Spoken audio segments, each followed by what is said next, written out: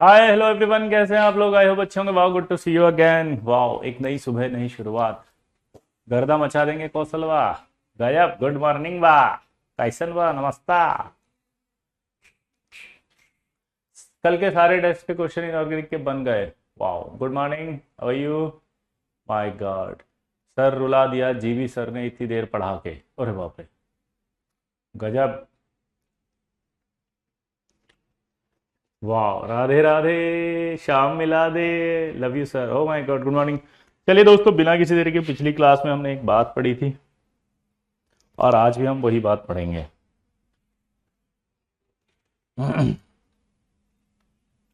पिछली क्लास में हमने क्या बात पढ़ी थी? बताओ जल्दी, फटाफट से बताओ। हम्म, जल्दी। कहाँ तक पढ़ लिया था लल्ला? आज हम मचाएंगे हल्ला। जल्दी से बताओ।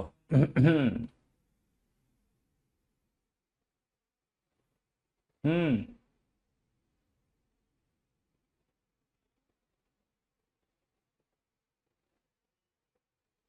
जल्दी जल्दी जल्दी जल्दी जल्दी जल्दी।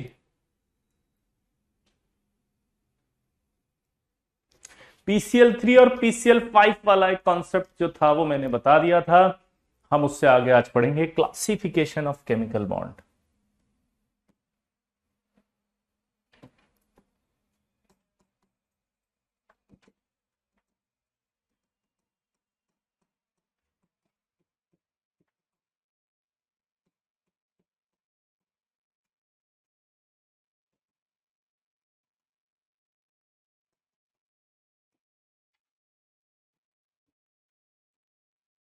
हमारे पास केमिकल बॉन्ड दो तरह का होता है। एक आपका होता है स्ट्रांग और एक होता है वीक। अगर हम स्ट्रांग की बात करें तो जो स्ट्रांग होगा वो तीन तरह के होते हैं। एक आयनिक, एक होता है कोवेलेंट और एक होता है आपका मेटेलिक।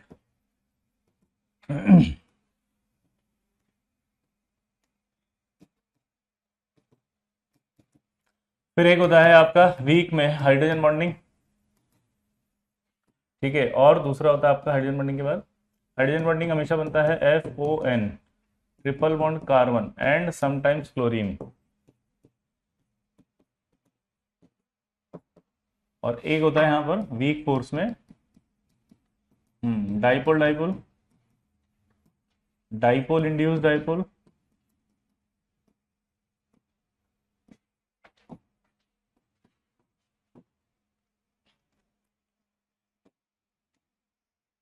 इंस्टेंटेनियस डाइपोल,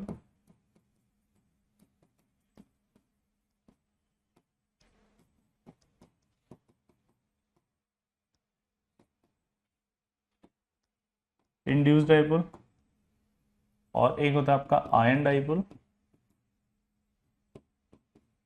और आयन इंड्यूस डाइपोल।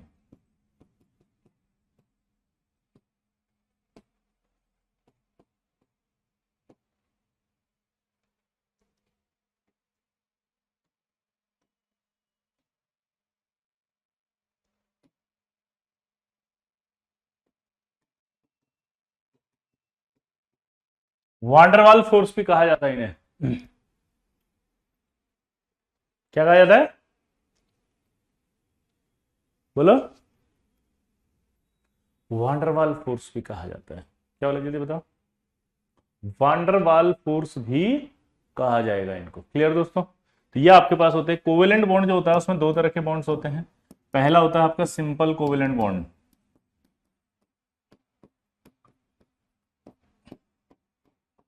और दूसरा होता है आपका कोऑर्डिनेट बॉन्ड।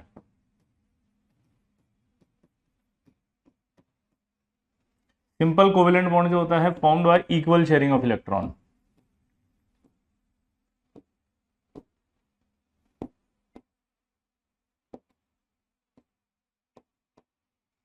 और कोऑर्डिनेट बॉन्ड होता है formed by unequal sharing of electron.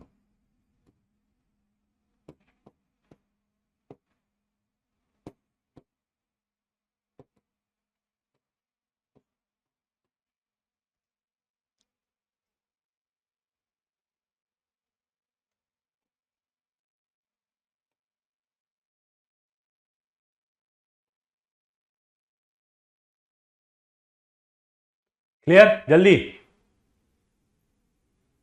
ये आपका क्लासिफिकेशन ऑफ केमिकल बॉन्ड होता है कि दो तरह के बॉन्ड होते हैं, कि स्ट्रॉन्ग बॉन्ड होता है, एक वीक होता है। स्ट्रॉन्ग बॉन्ड में तीन रखे जाते हैं, आयनिक, कोवेलेंट और मेटेलिक।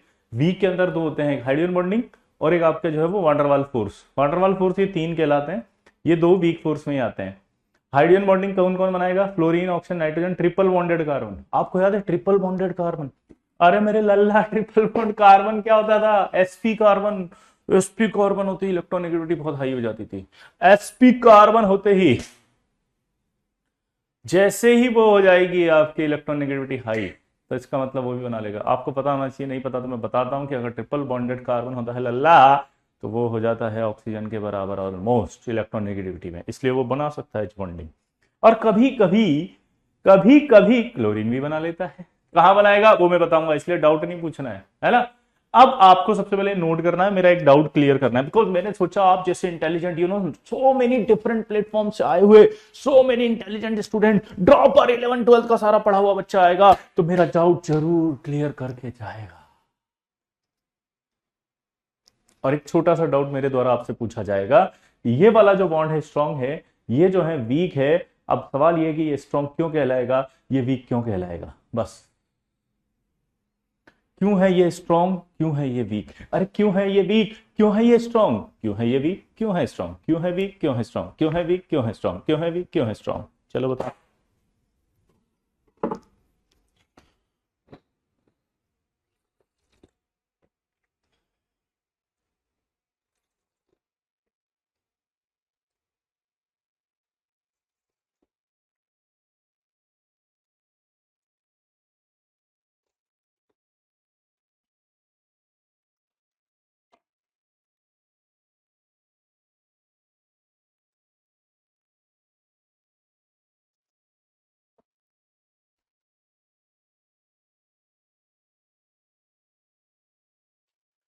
एक बच्चा लिख रहा है कि सर क्योंकि यहां पर ज्यादा एनर्जी निकलेगा इसलिए, यहां पर ज्यादा एनर्जी निकलेगा इसलिए ज्यादा स्टेबल होगा। हमने बोला अच्छा, अगला डाउट, ज्यादा एनर्जी काहे निकल रहा है इधर? बताओ, यहां ज्यादा एनर्जी काहे निकल रहा है, यहां कम क्यों निकल रहा है? बोलो बोलो बोलो बोलो। एक लिख रहा है अरे सर इसलिए ज्यादा एनर्जी निकल रहा है क्योंकि अट्रैक्शन ज्यादा हो रहा है। तो हमने बोला अच्छा, अट्रैक्शन काहे ज्यादा हो रहा है बताओ? बोला सर अट्रैक्शन ज्यादा हो रहा है क्योंकि स्टेबिलिटी ज्यादा है। हम बोले अच्छा, तो स्टेबिलिटी ज्यादा क्यों है? बोला सर क्योंकि एनर्जी ज्यादा रिलीज हो रहा है। बोले एनर्जी क्यों रहा है? सर अट्रैक्शन ज्यादा है। हम बोले अट्रैक्शन ज्यादा है, जो स्टेबल है, हम स्टेबल क्यों है? एनर्जी ज्यादा रिलीज हो रहा है। इसका मतलब समझे? ये तो वही बात हो गया बे। हम पूछे राम कौन? बोले शाम का भाई। हम बोले शाम कौन? बोला राम का भाई। हम बोले दोनों कौन? बोला एक दूजे के भाई। कौन सा थ्योरी है जो आप हमें पढ़ा रहे हो? क्यों इस ड्रॉपर वालों को बुड़बक बना रहे हो? क्या बोला जल्दी बताओ। एक कौन सा थ्योरी है जो आप हमें पढ़ा रहे हो? क्यों हम ड्रॉपर्स को बुड़बक बना रहे हो? पिछले लेक्चर में पता चला कि why you are known as god of inorganic chemistry. क्या हो गया भाई? अब इधर ध्यान से देखो, ये सब जो आप सोच रहे थे उसके बाद एक और बियॉन्ड दिस थ्योरी है, लॉजिक से। इनऑर्गेनिक ऐसी नहीं है जैसी आप पढ़ते, दुनिया ने बना दी। अपनी इनकेपेबिलिटी को उन्होंने सब्जेक्ट पे ट्रांसफर कर दिया। क्या बोला मैंने, जल्दी से बताना। अपनी इनकेपेबिलिटी को सब्जेक्ट पे ट्रांसफर कर दिया। उन्हें एक्सप्लेनेशन नहीं आता इसलिए वो बोलते सब्जेक्ट ऐसा है, नहीं है सब्जेक्ट ऐसा। क्या बोला जल्दी बताओ। अपनी इनकेपेबिलिटी को उन्होंने सब्जेक्ट पे ट्रांसफर कर रखा है, सब्जेक्ट ऐसा नहीं। जैसे बचपन में कभी आपसे कोई मिस्टेक हो जाती थी, आपसे जो मिस्टेक हो जाती थी उसे छुपाने के लिए आप झूठ बोल देते थे, या कोई बहाना लगा देते थे, या कोई ऐसा एक्सप्लेनेशन देते थे जो पकड़ में आ जाते थे। घर वाले कहते थे समझ में नहीं आ रहा क्या हो रहा है। इसी तरह से इनऑर्गेनिक केमिस्ट्री के अंदर भी क्या लफड़ा हो गया। हर चीज का एक्सप्लेनेशन होता है, हर चीज का आंसर है, हर चीज के बारे में सब कुछ एक्सप्लेनेशन है। अब वो किसी को नहीं आते हैं, चक्कर में क्या करते हैं, वो बोल देते हैं ऐसा ही होता है। सब्जेक्ट को ऐसा बना दिया कि खतरनाक हो गया। आप एक दिमाग की बत्ती जलाओ। आपने मान लो फर्स्ट टाइम लाइफ के अंदर जो है किसी ने पनीर की सब्जी आपको खिलाई, अब उसने क्या करा, उस पनीर की सब्जी को दुनिया की वर्स्ट सब्जी बना के पेश कर दिया। आपने खा ली तो आपके दिमाग में तो बैठ गया ना, पनीर की सब्जी अच्छी नहीं होती। गलत। पनीर की सब्जी अच्छी हो सकती है, बनाने वाला अच्छा नहीं था, ये गड़बड़ थी बस। पनीर की सब्जी में थोड़ी दिक्कत था, ठीक है। अब वही सब्जी आपने कहीं और खाई तो आपने तो मना कर दिया, भाई साहब पनीर तो नहीं खाऊंगा मैं। क्यों? अरे यार अच्छा नहीं होता पनीर की सब्जी का, एक्सपीरियंस मेरा अच्छा नहीं है। अबे तो वो तो बनाने वाले की प्रॉब्लम थी। अब 7 स्टार के कुक ने बना के दी आपको खतरनाक एकदम मस्त वाली, आप उंगलियां चाटते रहे यार ये क्या है भाई, ऐसा भी होता है क्या? तो ये तो इनकेपेबिलिटी का रोल था जो कि उस सब्जी के अंदर ट्रांसफर हो गया। यहां कैपेबिलिटी का रोल था जो सब्जी पे ट्रांसफर हो गया। तो सब्जी तो भैया अच्छी होती है, बनाने वाले पे डिपेंड करता है। इसी तरह सब्जेक्ट तो अच्छा होता है, सब्जेक्ट थोड़ी खराब हो सकता है कभी भी। अगर खराब होता तो सब्जेक्ट ही नहीं होता वो, लोग पढ़ते ही नहीं, इतने सालों से पढ़ते आ रहे हैं, इतने सालों से रिसर्च चल रही है। लोग कहते हैं इनऑर्गेनिक में लॉजिक नहीं होते। अबे इनऑर्गेनिक का 1913 में नोबेल प्राइज मिला है वर्नर को। वर्नर साइंटिस्ट जो हमारे थे उनको नोबेल प्राइज मिला है। मजाक चल रही है कोई है?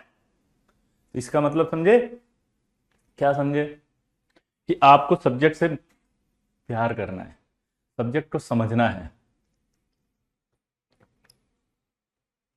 सब्जेक्ट की रेस्पेक्ट करनी है। अब रेस्पेक्ट क्यों करनी है ये भी समझो। लॉजिक सी बात करते हैं। अब आप ऐसे सब्जेक्ट को आप है ना अनदेखा करके बैठे हो, ऐसे सब्जेक्ट को आप जो वैल्यू नहीं दे रहे जो आपके साथ है, आपके पास है। कैसे? दिमाग की बत्ती जलाते हैं क्या? एक क्वेश्चन अगर हम टाइम लें तो 10 सेकंड में हो जाएगा। एग्रीड और नॉट? और उतने नंबर दिलाएगा जितना कोई बहुत बड़ा सब जो क्वेश्चन होगा वो आएगा। बहुत बड़ा सवाल जो होगा वो भी उतने ही नंबर दिलाएगा जितना हमारा ये वाला क्वेश्चन नंबर दिलाएगा। तो अब एक सोच के देखो, दिमाग की बत्ती जला के देखो कि अगर आप प्योर आईटी एस्पिरेंट हैं, आपको अगर जेई में एडवांस में अच्छी रैंक लानी है तो रेस्पेक्ट सबसे ज्यादा इनऑर्गेनिक की होनी चाहिए, क्योंकि सबसे कम टाइम लिया, सबसे ज्यादा नंबर दिलाए, और जो बचा हुआ टाइम होता है वही टाइम आप फिजिक्स और मैथ को यूटिलाइज करते हो, वही टाइम आप फिजिक्स को देते हो, वही टाइम आप मैथ्स को देते हो। क्योंकि हमारा केमिस्ट्री का टाइम पीरियड हम लेकर चलते हैं 50 से 55 मिनट, 1 घंटे में से 1 घंटे में से 50 से 55 मिनट हमारे पास होने चाहिए, हमारा ये टारगेट होना चाहिए। और बचा हुआ टाइम फिजिक्स और मैथ्स में ट्रांसफर करते हैं। क्यों? क्योंकि अगर आप लॉजिकली देखो तो लॉजिकली देखने पर आप ये देखोगे कि जो पेपर होता है तीनों सब्जेक्ट का जे एडवांस में, एक पेपर तो टफ आएगा, एक पेपर तो टफ आएगा कंफर्म, चाहे वो फिजिक्स का हो चाहे मैथ्स का हो। केमिस्ट्री का टफ आने की प्रोबेबिलिटी कम होती है। पॉइंट को समझना, अगर जेई एस्पिरेंट हो तो आपके दिमाग में सच में जेई एडवांस से रिलेटेड कोई चीज चल रही हो तो ये मत कहना टाइम वेस्ट कर रहे हैं, फिर ऐसे तो मोटिवेट ही नहीं करेंगे हम, कोई समझाएंगे नहीं, स्ट्रेटजीज नहीं देंगे, माइंड साइकोलॉजी भी आपकी चेंज नहीं करेंगे। आपको सबसे पहले पढ़ते समय जेई के दौरान माइंड साइकोलॉजी पर खेलना जरूरी है। ये जो आपने बोला ना अभी, ये ऐसा नहीं पूछता हरिओम हरिओम। आप मैंने आपको पहले भी कहा था कि अगर आप ये वर्ड इस्तेमाल कर रहे हैं ना तो ये सब चीजें आपके लिए नहीं जो मैं समझा रहा हूं, ठीक है? मेरा पॉइंट को समझना, मैं जो लॉजिक दे रहा हूं क्या लॉजिक है, ध्यान सुनना। कि अगर आप जेई एस्पिरेंट हैं तो आपको पता है कि फिजिक्स और मैथ्स का एक तो टफ आएगा। केमिस्ट्री के 90% ऐसा होता है, 90 क्या 95% ऐसा होता है कि टफ नहीं होता। क्यों? क्योंकि हम जो पढ़ा रहे ना उसी में से आता है, एग्जामिनर उससे बाहर से कभी नहीं बना सकता। तो जो टफनेस लेवल है, ठीक है, टफनेस लेवल जो है वो बन ही नहीं सकती केमिस्ट्री में, क्योंकि अपन ने सारा इतना बता दिया। अब क्या नया को नहीं बना सकता, वो कोई थ्योरी नहीं बना सकता। देखो मैथ्स में सवाल नहीं बन सकते अच्छे, फिजिक्स में कोई नया सवाल बन सकता है 4 कॉन्सेप्ट को मिला के, लेकिन केमिस्ट्री में थ्योरी से बनता है। तो थ्योरी अपन ने पूरी कवर कर रखी, तो 95% तो किसी भी कीमत पे आपसे होना नहीं है टफ। अब दिमाग की बत्ती जलाते हैं। अब इसका मतलब एक सब्जेक्ट टफ आएगा, तो यानी कि आपका एक सब्जेक्ट कितना भी कमांड हो वो आपसे हिलने भी नहीं देगा जे एडवांस वाला। तो यानी कि आप सिर्फ 80% मैक्सिमम सवाल कर सकते हो उसके अंदर, बोर्ड के अंदर, सॉरी जे एडवांस के अंदर सिर्फ 80%। 80% से ज्यादा वो होने ही नहीं देगा आपके। तो आपको सहारा कौन देगा? सहारा केमिस्ट्री देगी, और केमिस्ट्री में सबसे ज्यादा सहारा कौन देती है? इनऑर्गेनिक। इसलिए इनऑर्गेनिक को पढ़ना बहुत जरूरी होता है सीरियसली, क्योंकि एक तो सवाल कम से कम टाइम में सॉल्व हो जाता है, दूसरा सवाल सही होने की प्रोबेबिलिटी बहुत ज्यादा होती है, तीसरा कॉपी से बाहर आता नहीं है। अपने किसी भी दोस्त, रिश्तेदार, अगल बगल, अड़ोस पड़ोस, भैया, ठीक है, चाचा, मामा, ताऊ, इनसे पूछ लेना।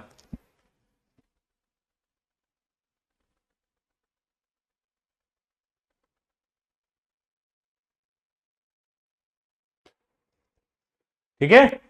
तो आप अगर पूछोगे तो आपको पता चलेगा मेरे दोस्त कि आपके जितने भी रिलेटिव्स हैं उन सबसे पूछने के बाद आपको ये पता चलेगा कि सारे सवाल कॉपी से ही आते हैं, यानी कि जो मैं पढ़ा रहा हूं सिर्फ उसी से आएंगे।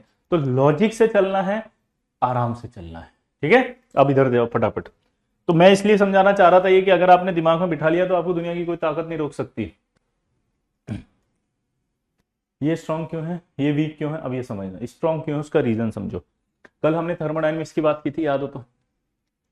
कल हमने थर्मोडायनेमिक्स की बात की थी। थर्मोडायनेमिक्स में कहा था कि एनर्जी अगर रिलीज होती है, क्या होगा जल्दी बताओ।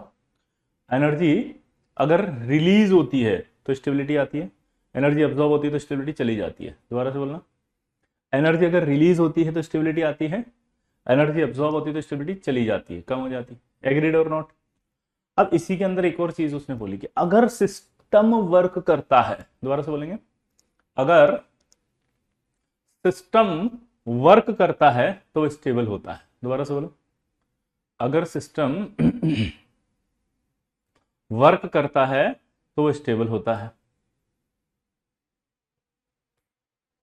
अगर सिस्टम वर्क करता है तो वो स्टेबल होता है, और अगर सिस्टम वर्क करता है तो स्टेबल इसलिए होता है क्योंकि जब सिस्टम वर्क करता है तो एनर्जी ज्यादा रिलीज होती है। सिस्टम अगर वर्क करता है तो एनर्जी ज्यादा रिलीज होती है। अब इसका लॉजिक मैं आपको देता हूं। जैसे मान लो आप बैठे हुए हो, अब आप अगर एक जगह बैठे हुए तो इसका मतलब समझते हो आप कई देर तक बैठ सकते हो। पूरे 2 दिन तक बैठ सकते हो आराम से। लेकिन अगर मैं वहीं आपसे कहूं खड़ा 200 चक्कर काटने, यहाँ पे चल जल्दी से, फटाफट भाग भाग के काट, चल। आप भाग, मैं कह रुक बात, चल, फट से नीचे गिर जाओगे थोड़ी देर बाद, क्योंकि आपने अमाउंट ऑफ एनर्जी रिलीज बहुत की है, क्योंकि आपने वर्क किया था। अब आप जब गिरे तो गोबर में गिर गए, भले कोई दिक्कत नहीं है, लेकिन गिर गए क्योंकि आपके पास अब कॉन्शियस ही नहीं हो। भले ही से गोबर में गिर जाएगा, गोबर थोड़ा सा मुंह में चला जाएगा, ऑर्गेनिक पिज्जा समझ के उसे भी खा लिया जाएगा, लेकिन वहां से उठा नहीं जाएगा। समझे बात को? क्योंकि आपने एनर्जी बहुत ज्यादा रिलीज कर दी, बिकॉज यू आर, बोलो, इन वर्किंग कंडीशन। तो सिस्टम, सिस्टम क्या होता है सर ये तो बता दो यार। सिस्टम का मतलब समझो। जैसे ये दिख रहा है पेन, इस पेन को अगर आप ध्यान से देखो तो क्या है, इस पेन की अगर मैं स्टडी कर रहा हूं ना, तो ये पेन मेरे लिए सिस्टम है। Rest part of the universe is called surrounding. दोबारा सुनना, इनफेमेबल, ध्यान सुनना। क्या बोला मैंने? रेस्ट, जो भी जिसकी स्टडी कर रहे हो ना, सिर्फ वो आपका क्या होगा, सिस्टम। उसके अलावा सब क्या होगा? बोलो। हाय इरशाद, रिकॉर्डेड क्लास नहीं है लल्ला, ठीक है? मचा देंगे हल्ला हर एक गली मोहल्ला। अरे मेरे करोड़पति, मेरे सीईओ, मेरे आइडियन, इधर ध्यान दे। तो एनर्जी अगर रिलीज होती है तो सिस्टम स्टेबल होता है, एनर्जी अब्सॉर्ब होती है तो कम स्टेबल होता है, और वर्क अगर करेगा तो अमाउंट ऑफ एनर्जी ज्यादा रिलीज होगी। अब जब ये देखो आयनिक कंपाउंड बनता है, ध्यान देना इधर, आयनिक कंपाउंड जब बनेगा तो ये Na++Cl- ऐसे बनेगा। इसकी स्टडी कर रहा हूं मैं।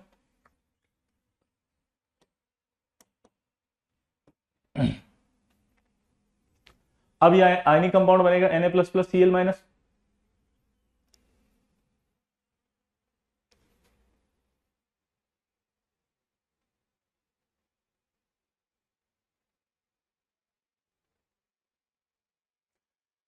ये आपका Na+ और Cl- होगा।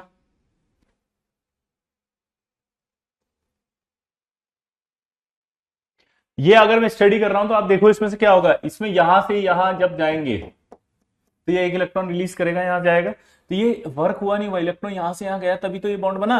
दोबारा से बोलो। यहां से यहां जब इलेक्ट्रॉन गया तभी तो बॉन्ड बना, यहां से यहां गया तभी तो इलेक्ट्रॉन बॉन्ड बना। तो यानी कि ये वर्क हुआ कि नहीं हुआ, यहां से यहां गया तो आयनिक बॉन्ड जब बन रहा होता है तो वर्क होता है, और वर्क होता है तो एनर्जी रिलीज होगी, एनर्जी रिलीज होगी तो क्या होगा, स्टेबल होगा। इसलिए आयनिक सबसे ज्यादा स्टेबल होगा। कोवेलेंट की बात करो तो कोवेलेंट में क्या होता है, शेयरिंग ऑफ इलेक्ट्रॉन। अगर मैं आपसे कहूं शेयरिंग ऑफ इलेक्ट्रॉन, तो देखो इधर हाथ मिला रहे हैं, मतलब शेयरिंग, ये हाथ मिलाएंगे तो वर्क होगा नहीं होगा? शेयरिंग, वर्क हो रहा है नहीं हो रहा? अगर ये वर्क होगा तो अमाउंट ऑफ एनर्जी रिलीज होगी नहीं होगी? वर्क होगा तो एनर्जी रिलीज ज्यादा होगी, रिलीज होगी तो स्टेबिलिटी बढ़ेगी। तो यहां भी एनर्जी। इधर आओ, मेटेलिक। मेटेलिक जो होता है वो कोवेलेंट और आयनिक दोनों का मिला जुला रूप होता है। दोबारा से बोलो। हाँ, आयनिक और, फटाफट बोलो, कोवेलेंट का मिला जुला रूप है। अगर आयनिक और कोवेलेंट का मिला जुला रूप है तो इसका मतलब क्या निकल रहा है, आयनिक में भी वर्क और कोवेलेंट भी वर्क, तो मेटेलिक में भी वर्क होगा। तो वर्क होगा तो अमाउंट ऑफ एनर्जी ज़्यादा रिलीज होगी, एनर्जी ज़्यादा रिलीज होगी तो स्टेबल ज़्यादा होगा। एग्रीड और नॉट? अमाउंट ऑफ एनर्जी ज़्यादा रिलीज होगी, अमाउंट ऑफ एनर्जी ज़्यादा रिलीज होगी तो क्या होगा? वर्क होगा, वर्क होगा तो स्ट्रॉन्ग। तो ये सारे के सारे इसलिए स्ट्रॉन्ग होते हैं क्योंकि ये वर्क से बनते हैं, वर्क होने के बाद ये बन रहे हैं। ये सारे के सारे स्ट्रॉन्ग क्यों हैं? क्योंकि वर्क होने के बाद बनेंगे। अब मैं दोबारा से एक बार बोल देता हूँ, क्लासिफिकेशन की बात चल रही थी। क्लासिफिकेशन में हमने कहा 2 बॉन्ड होते हैं, स्ट्रॉन्ग और एक वीक। स्ट्रॉन्ग में 3 लिखे थे, आयनिक, कोवेलेंट और मेटेलिक। वीक में 2 हैं, हाइड्रोजन बॉन्डिंग और डाइपोल। इसका नाम होता है डाइपोल डाइपोल। ये हम पूरा पढ़ेंगे इसलिए टेंशन मत लेना, कुछ दिख नहीं रहा, कुछ छूट गया, ये वो ऐसे सब सब मिल जाएगा ये, है ना। अब इधर आए, जयदीप आप अगर स्किप करने की कोई जरूरत नहीं क्योंकि ये मैं बहुत जल्दी कराऊंगा। यहाँ पे ड्रॉपर ऐसा नहीं कि 11th में जितना 12th में इतना दोनों को मिला के इतने में का नहीं। केमिकल बॉन्डिंग आपका सिर्फ 29 लेक्चर चलेगा, 45 लेक्चर नहीं चलेगा, ऐसा मत सोचो। तो कोई मिस मत करना, पूरा हो जाएगा ढंग से, एकदम रिवीजन मान लो इसको अपने जयदीप। अगर आपने मिस कर दिया निपट जाओगे, मैं तो जानता फिर। तो यहाँ पर मैंने बताया स्ट्रॉन्ग क्यों होते हैं, वीक क्यों होते हैं। तो मैंने इसका लॉजिक दिया कि यार स्ट्रॉन्ग इसलिए होते हैं क्योंकि यहाँ पर वर्क होता है। वर्क होगा तो एनर्जी रिलीज ज्यादा होगी, रिलीज ज्यादा होगी तो स्टेबिलिटी ज्यादा होगी। तो यहाँ देखा वर्क होगा। अब वर्क कैसे होगा ये समझना था कि जब Na+ और Cl- होगा तो यहाँ से इलेक्ट्रॉन यहाँ से यहाँ जाएगा, यहाँ से इलेक्ट्रॉन यहाँ जाएगा, और यहाँ अगर जाएगा तो उस कंडीशन में क्या होगा? वर्क हो रहा है। यहाँ से अगर यहाँ जाएगा तो क्या हो रहा है? वर्क हो रहा है। आया ना? यहां से यहां जाएगा तो क्या हो रहा है? ये वर्क हो रहा है। तो अगर यहां से यहां जाएगा तो ये वर्क होगा, वर्क होगा तो अमाउंट ऑफ एनर्जी रिलीज ज्यादा होगी, इसलिए स्ट्रॉन्ग होगा। कोवेलेंट में भी देखोगे आप तो ऐसे कोवेलेंट बनता है। कोवेलेंट में अगर आप देखोगे तो ऐसे कोवेलेंट बनेगा और ऐसे कोवेलेंट बनेगा, तो उस कंडीशन में क्या होगा? ये शेयरिंग ऑफ इलेक्ट्रॉन होगा। पक्का? शेयरिंग ऑफ इलेक्ट्रॉन में भी वर्क होगा, वर्क होगा तो अमाउंट ऑफ एनर्जी ज्यादा रिलीज होगी। मेटेलिक इन दोनों का मिला जुला रूप है, ठीक है। तो इसका मतलब मेटेलिक में भी वर्क होगा। अब जो मेरा सवाल आया वो आया हाइड्रोजन बॉन्डिंग और उसके लिए। अगर आप ध्यान से देखो तो ये HF है और ये HF है। अगर आप इसको देखो और इसको देखो तो इन दोनों के बीच में ये एक अट्रैक्शन है, ठीक है। ये HF है और ये HF है। तो इस HF और इस HF के बीच में आप इसको देखोगे तो क्या है? ये अट्रैक्शन है। आया ना? अगर ये अट्रैक्शन है तो मुझे इतना बताओ, क्या इस यहां से कोई इलेक्ट्रॉन यहां गया? नहीं, तो वर्क तो नहीं हुआ। क्या यहां से कोई इलेक्ट्रॉन यहां शेयर्ड हुआ? नहीं, कोई वर्क नहीं हुआ। इसका मतलब जो अट्रैक्शन आ रहा है वो सिर्फ चार्ज की वजह से आ रहा है, इस नेगेटिव और इस पॉजिटिव की वजह से। तो इसका मतलब क्या निकला? यहां पर बिना वर्क के, क्या बोला जल्दी बताओ? बिना वर्क के, क्या बोला जल्दी बताओ? बिना वर्क के यहां पर अट्रैक्शन हो रहा है।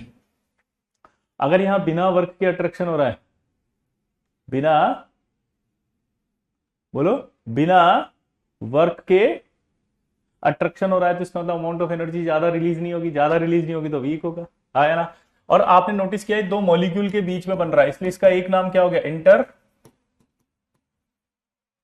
Molecular forces. तो यानी कि आपने नोटिस किया कि ये जो फोर्स दिख रहे हैं ये सब इंटर मॉलिक्यूलर फोर्स है, मॉलिक्यूल्स के बीच में। ये जो बनेंगे वो एटम्स के बीच में, ये बनेंगे बिना वर्क के, ये बनेंगे वर्क से। समझना ध्यान से। तो ये इंटरमोलिकुलर फोर्स भी कहलाते हैं। अब डाइपोल डाइपोल क्या होता है वो समझना। जब किसी मॉलिक्यूल पर ऐसे प्लस माइनस आ जाता है चार्ज, डेल्टा प्लस और डेल्टा माइनस चार्ज अगर आ गया तो इसको कहा जाता है डाइपोल। इसको क्या नाम देते हैं? डाइपोल। ये भी हम पढ़ेंगे, है ना। डाइपोल, डाइपोल मतलब डाइपोल भी कह सकते हैं इसको और पोलर भी कह सकते हैं, ठीक है।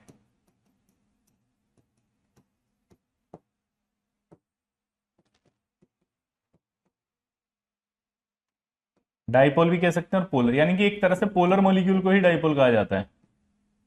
तो इन दोनों के बीच में क्या होगा?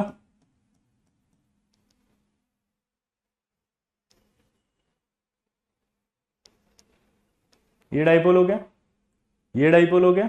डाइपोल डाइपोल के बीच में अट्रैक्शन लगा तो क्या कहलाएगा? डाइपोल, ठीक है। यहां पर भी देखो कोई इलेक्ट्रॉन इधर से इधर गया? नहीं। इलेक्ट्रॉन इधर से इधर गया? नहीं। तो यहां अगर देखोगे ध्यान से तो क्या लगा? मॉलिक्यूल्स के बीच में लगा, तो इसको क्या कहेंगे? Inter molecular forces.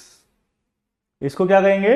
Inter molecular forces, ठीक है। अब एक सवाल आ गया, बताओ क्या ये भी वही दिख रहा है जैसा ये है, इसका नाम भी इंटरमोलिकुलर फोर्स होगा, और इसका एक नाम और होता है, आपको पता होना चाहिए, नहीं पता तो इसका नाम एच बॉन्डिंग भी है। अब सवाल ये आ रहा है कि ये और ये तो एक ही है, और क्या मैं एक लाइन लिख सकता हूं कि hydrogen bonding is a special case of dipole dipole.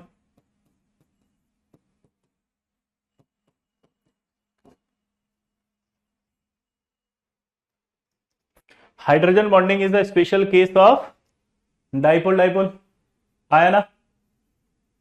तो हाइड्रोजन बॉन्डिंग एक तरह से स्पेशल केस ही हो गया डाइपोल डाइपोल अट्रैक्शन का। अब सवाल फिर से उठ रहा है, सवाल देखो उठना चाहिए दिमाग में, सवाल अगर नहीं उठ रहा है इसका तो थ्योरी समझ में नहीं आ रही है। ध्यान सुनना, वो ये कि अगर ये डाइपोल डाइपोल अट्रैक्शन है, ये भी डाइपोल डाइपोल अट्रैक्शन है, हाइड्रोजन बॉन्डिंग एक स्पेशल केस है डाइपोल डाइपोल का, तो फिर उसे एच बॉन्ड क्यों कह रहे हैं और इसे एच बॉन्ड क्यों नहीं कह रहे? भाई उसको एच बॉन्डिंग कह रहे हो और इसको एच बॉन्डिंग नहीं कह रहे, व्हाट इज गोइंग ऑन? ये कौन सा थ्योरी है जो आप हमें पढ़ा रहे हो और क्यों इस एच बॉन्डिंग के नाम पे हमें बुड़बक बना रहे हो? आया ना? अरे लल्ला बोल दे मेरे लल्ला, अरे मचा देंगे हल्ला, ए लल्ला सुनाई दे रहा? लल्ला मचाएंगे हल्ला, बोल ये कौन सा थ्योरी है जो आप हमें पढ़ा रहे? ये कौन सा थ्योरी है जो आप हमें पढ़ा रहे?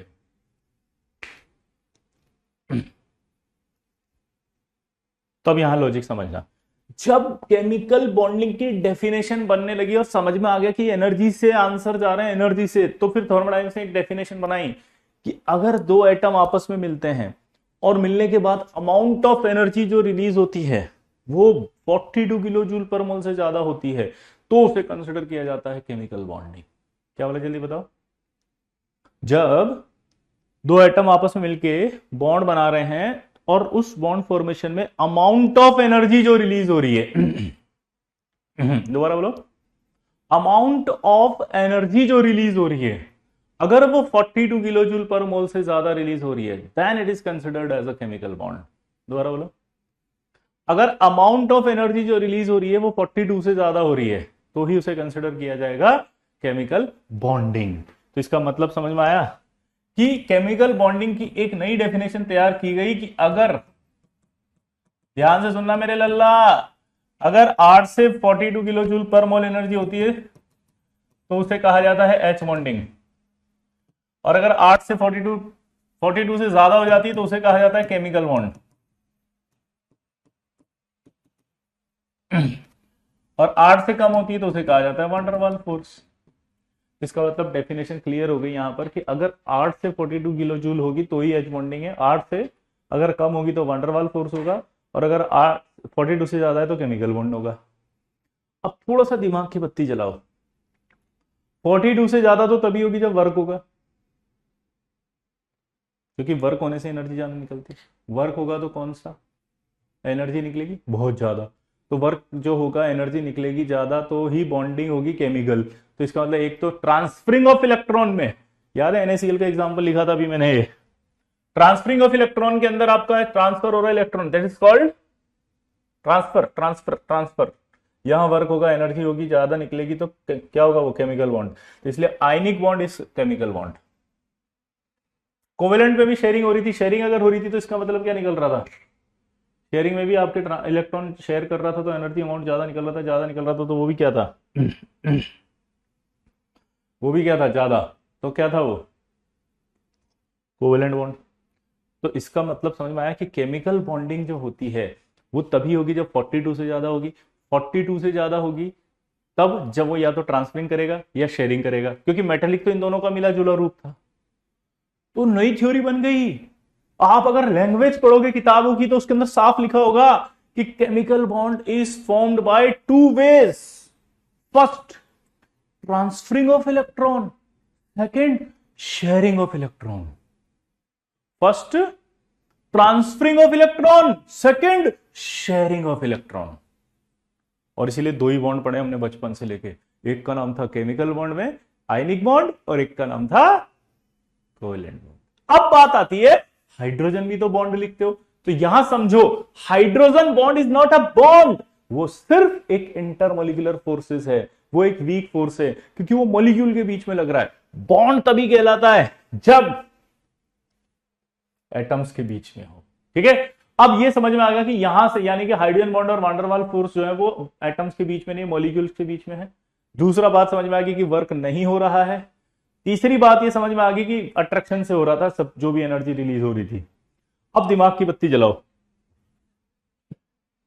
ये अट्रैक्शन से बन रहे थे, ये डेल्टा नेगेटिव डेल्टा पॉजिटिव। अगर आप पूरी पीरियोडिक टेबल की स्टडी करें, बोलो पूरी पीरियोडिक टेबल की स्टडी, तो पूरी पीरियोडिक टेबल की स्टडी करने पर आपको पता लगेगा 3 ऐसे एलिमेंट है जिनकी इलेक्ट्रॉन नेगेटिविटी बहुत हाई है। 3 ऐसे एलिमेंट हैं पूरी पीरियोडिक टेबल में जिनकी इलेक्ट्रॉन नेगेटिविटी बहुत हाई लेवल पर है, और वो कौन से हैं? Fluorine, oxygen, nitrogen. वो कौन से हैं? Fluorine, oxygen, nitrogen. तो जब वो मोर इलेक्ट्रोनेगेटिव एलिमेंट आएंगे तो यहां डेल्टा नेगेटिव ज्यादा आएगा कि नहीं आएगा? वो मोर इलेक्ट्रोनेगेटिव जब आएंगे तो यहां डेल्टा नेगेटिव ज्यादा आएगा कि नहीं आएगा? यहां डेल्टा पॉजिटिव ज्यादा आएगा कि नहीं आएगा? तो यहां अगर आप देखोगे तो क्या होगा? डेल्टा नेगेटिव डेल्टा पॉजिटिव के बीच में अट्रैक्शन ज्यादा आएगा कि नहीं आएगा? अगर इन दोनों के बीच में अट्रैक्शन ज्यादा आएगा तो इनकी एनर्जी ज्यादा रिलीज होगी कि नहीं होगी? किनसे? इन लोगों से। तो जब इन वाले डाइपोल की एनर्जी ज्यादा रिलीज होगी तो इनको अलग से नाम दिया जाएगा, नहीं जाएगा? इसलिए हाइड्रोजन बॉन्डिंग कहा जाता है। और ब्रैकेट में लिखना पड़ता है formed by fluorine, oxygen, nitrogen, triple bond carbon, क्योंकि अगर आपने ये नहीं लिखा तो वो तो डाइपोल डाइपोल ही है, उसकी एनर्जी अलग रिलीज हो रही है इन डाइपोल से, इसलिए उसे अलग से नाम दिया गया एच बॉन्डिंग। फील आ रही कि नहीं आ रही अंदर से? देखो रटना नहीं है, सारे बॉन्ड के क्लासिफिकेशन में आपको एक्सप्लेन कर रहा हूं। प्रॉब्लम क्या होती है, अगर मैं चाहता तो अभी खत्म हो गया था वो तो एकदम लिखते ही, और लिखने के बाद आप क्या करते, आगे बढ़ जाते अपन तो अभी फटाफट, लेकिन वैसे नहीं करना, अंदर से आवाज आनी चाहिए आपको। क्लियर?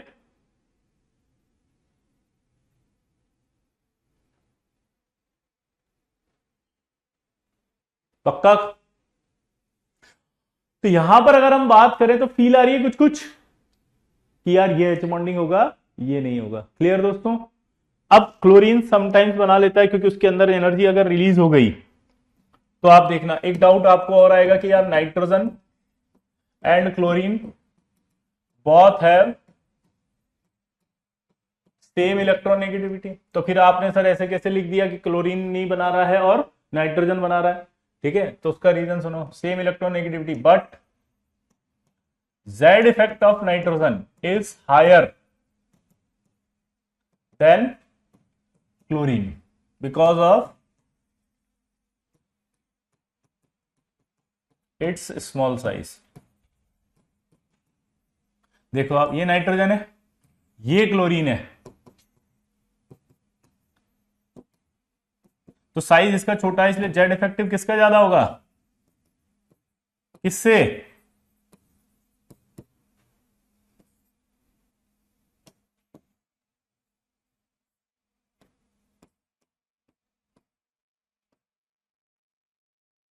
ये फील ही नहीं आ रही? पक्का?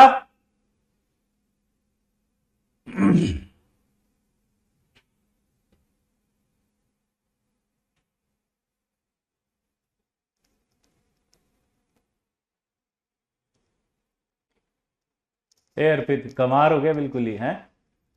ए अर्पित कमार हो गया। कभी अपनी मम्मी से क्यों हमारे प्यार, मम्मी प्यार में कमी मत करिएगा, इस जन्म में आप ही सहारा हो। है? कुछ भी लिखना है, बस पढ़ना नहीं है, दिमाग नहीं लगाना पढ़ाई में, नेतागिरी में दिमाग लगाना है बस। ये ऐसे लोग नेता लोगों से मेरे को परेशानी होती है, बता कुछ भी लिखेंगे, पता क्या लिखा इसने भैया, सर इस साल कंटेंट में कमी मत करिएगा सर, आप ही हम सहारा। अरे 22 साल से जो पढ़ा रहे, कॉपी उठा के देख ले किसी के साथ भी जाके, बुढ़बक कहीं के। इनको पढ़ना नहीं है, जितना अच्छा समझा रहा है उसमें दिमाग नहीं लग, कंटेंट कम ना होता है, जितना पढ़ा रहे पहले उसको पढ़ लो, बस वही कंटेंट होता है। ठीक है Pooja ji, metallic bond is not in syllabus so please leave it. Okay, tension छोड़ो, जब मैं नहीं बोल रहा कुछ भी तो खत्म हो गया ना, वो क्यों टेंशन ले रही जबरदस्ती? मेटेलिक बॉन्ड सिलेबस में ही नहीं है, बस इतना सा पता होना चाहिए कि दोनों का मिला जुला रूप है। इसका मतलब समझ में आया पूजा? वो केमिकल बॉन्डिंग है, और उसमें शेयरिंग भी हो रही है, ट्रांसफरिंग भी हो रही है, दोनों हो रही है। मिला जुला रूप का हिंदी अर्थ क्या होता है?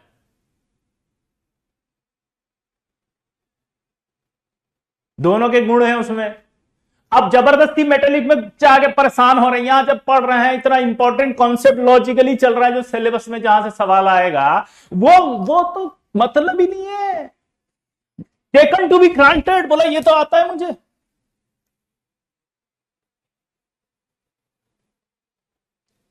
कंटेंट की वैल्यू करो। कंटेंट की वैल्यू क्या है?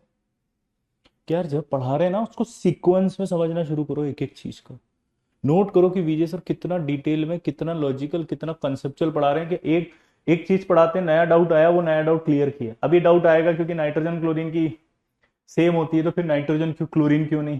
तो आंसर समझ में आ गया, क्योंकि इसका जेड इफेक्टिव ज्यादा होगा तो इसकी अट्रैक्शन की पावर ज्यादा होगी, इसलिए ये ज्यादा एज बॉन्डिंग बनाएगा। दूसरा, क्लोरीन की इलेक्ट्रोनेगेटिविटी ज्यादा थी, इसलिए वो समटाइम्स बना पा रहा है। तो अगला सवाल फिर क्या आएगा? क्या सवाल आएगा कि सर समटाइम्स किस किस में बना रहा है? तो अभी इनऑर्गेनिक केमिस्ट्री में जो दो सवाल हमसे पूछेगा वो ये हैं। एक तो इसमें बनाएगा, बहुत पूछेगा ये सवाल है ना, इसका जो नाम होता है वो ऑर्थोक्लोरोफिनॉल होता है।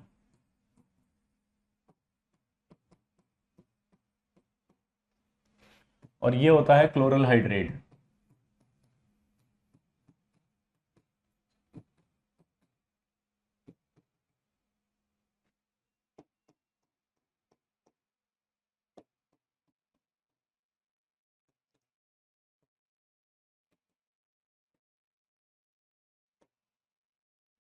एक चीज सिखाता हूं आपको, पढ़ते समय अगर कोई भी ऊट पटांग डाउट आए तो उसको ऐसे साइड में रख के लाइक कनेक्टेड डाउट्स को ध्यान दिया करो, और कनेक्टेड डाउट पे ही चलने दिया करो अपने आप को। जैसे जैसे आप कनेक्टेड डाउट्स की तरफ जाएंगे ना, तो आपकी सारी थ्योरी क्लियर हो जाएगी और आप सब कुछ अपने आप ही क्लियर होता चला जाएगा और छूट जाएगा। तो ये आपके दो हैं, एक तो आपका ऑर्थोक्लोरोफिनॉल में क्लोरीन बनाएगा और एक आपके क्लोरल हाइड्रेट में बनाएगा। ठीक है, किसमें बनाएगा? क्लोरल हाइड्रेट में। समझ गए? क्लोरल माइन तो जेड इफेक्टिव सीएल का ज्यादा नहीं होता, नाइट्रोजन का ज्यादा होता है, लिखा ना नाइट्रोजन। तो ये आपके दो जगह और बन गया। क्लियर दोस्तों? तो इसका मतलब ये निकलता है कि आपके पास जो है वो इंटरमोलिकुलर फोर्स हो गया, ये हो गया, ये हो गया, हाइड्रोजन बॉन्डिंग स्पेशल केस हो गया डाइपोल डाइपोल का, क्योंकि इसमें एनर्जी ज्यादा रिलीज हो रही है।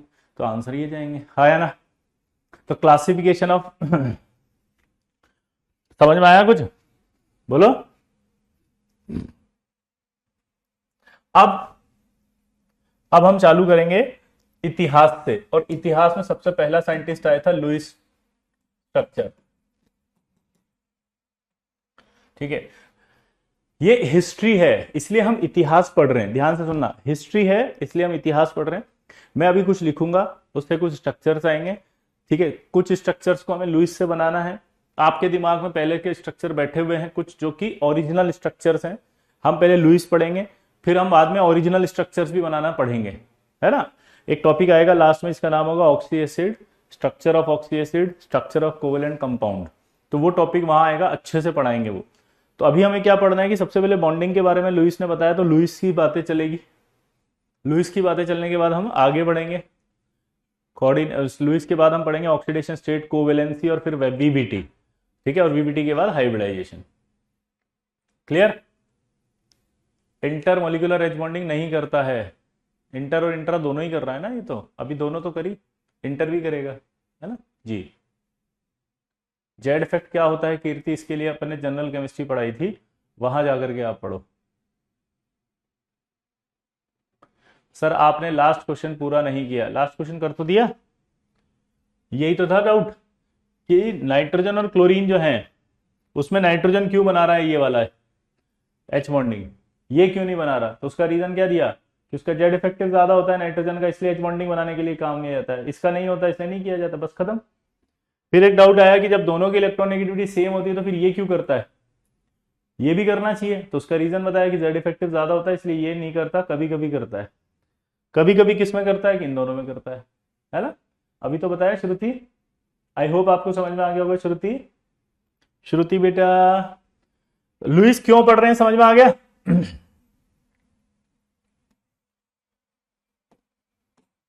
अब मुझे बताओ लुईस ने क्या बताया था। Cl की इलेक्ट्रोनेगेटिविटी ज्यादा है ना, इसलिए बना रहा था आयुष। ऑर्थोफिनॉल के अंदर बताया ना ये एच बॉन्डिंग हो रही है बस, और एक क्लोरल हाइड्रेट के अंदर हो रही है बस, ये दो बताया। बाकी एच बॉन्डिंग पढ़ेंगे ना अपन डिटेल में, एच बॉन्डिंग पूरी पढ़ेंगे, वहां पर आपको पता लगेगा इंटरमोलिकुलर होती है, इंट्रामोलिकुलर होती है, सिमेट्रिक होती है, एसिमेट्रिक होती है, एच में सिमेट्रिक पाई जाती है, HF2 माइनस में एसिमेट्रिक पाई जाती है। इस तरह की सारी बातें डिटेलिंग में आएंगी, किस में क्या होता है, किस में क्या नहीं होता। ठीक है, लुइस क्या कहता है, जरा ध्यान से सुनना। लुइस ये कहेगा कि हर एक मॉलिक्यूल 8 इलेक्ट्रॉन करने के लिए बनता है। दोबारा से बोलो, हर एक ट्रिपल बॉन्ड का एग्जांपल भी एच बॉन्डिंग में आएगा ना क्रश, हम एच बॉन्डिंग पढ़ेंगे ना, यहाँ तो एच बॉन्डिंग का सिर्फ वो पता है कि वीक फोर्स है, वो डिटेलिंग कहाँ पढ़ेंगे लल्ला, एच बॉन्डिंग के टॉपिक में।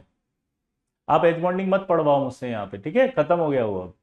अब इधर आ जाओ, क्लासिफिकेशन समझ में आ गया ना, बस आगे बढ़ते हैं अब। ये ऐसे नमूने हैं जब मूवी देखते समय बीच में ट्रेलर दिखाते हैं तो ये जाके उससे कहते हैं भैया मूवी तो समझ में नहीं आई, क्यों कि ट्रेलर में तो कुछ समझ, ट्रेलर था वो तो, पूरी पिक्चर दिखाएंगे ना एच बॉन्डिंग की। चलो, तो लुईस ही बोलता है कि हर एटम 8 इलेक्ट्रॉन करेगा, इसलिए बनता है, 8 इलेक्ट्रॉन की वजह से बॉन्ड बनता है। तो इसी बात को ध्यान में रखते हुए स्ट्रक्चर हम बनाएंगे, और स्ट्रक्चर के लिए उसने कुछ रूल दिया, जैसे N1।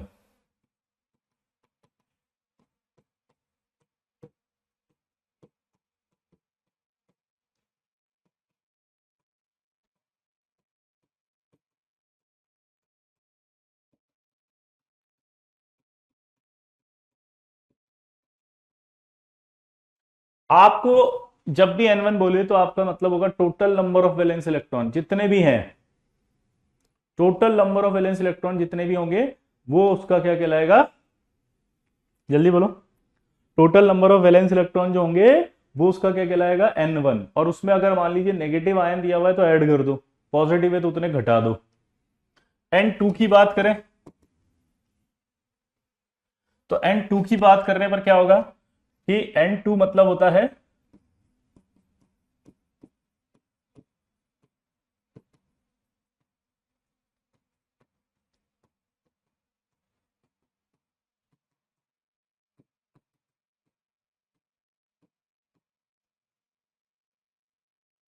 2 into number of hydrogen atom, क्योंकि हाइड्रोजन एटम 2 से सेटिस्फाइड होता है ना, ड्यूप्लेट रखता है वो हीलियम की तरह।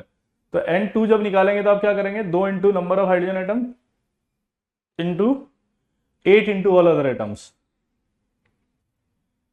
ठीक है, N3 जो आएगा वो आएगा N2 माइनस N1, मतलब होगा इसका number of shared electrons.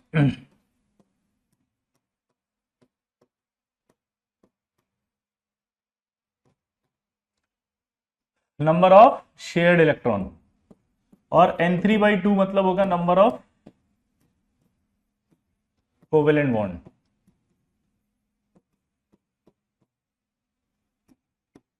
N4 बराबर होगा N1 माइनस N3, यानी कि number of unshared electron.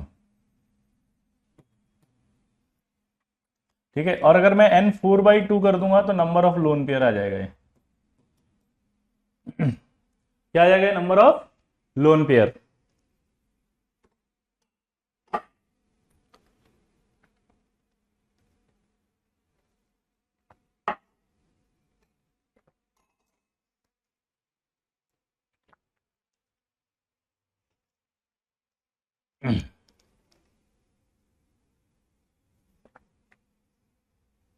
Clear दोस्तों? ये आपको रूल्स पता होने चाहिए चारों, याद कर लो, 2 मिनट दे रहा हूं इसको फटाफट। शुरू शुरू में आपको लगेगा कि सर इतनी कैलकुलेशन कौन करेगा, 5 मिनट लगेगा, 5 मिनट के बाद ही आप सीखने लग जाओगे, सीखने लगते ही आपको समझ में आने लगेगा स्पीड अप। तो स्ट्रेस मत लेना, टेंशन मत लेना, फटाफट फटाफट आइए स्पीड। अब आएगा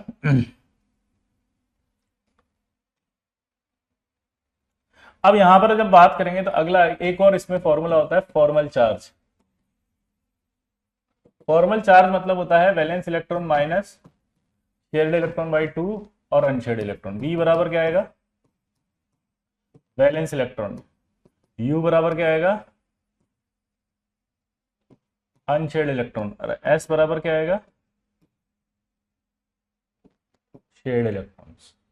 तो फॉर्मल चार्ज की अगर हम बात करें तो क्या आएगा, V minus S by two minus you.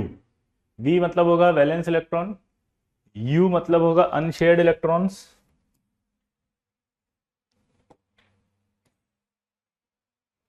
ठीक है, और S बराबर होगा शेयर्ड इलेक्ट्रॉन्स।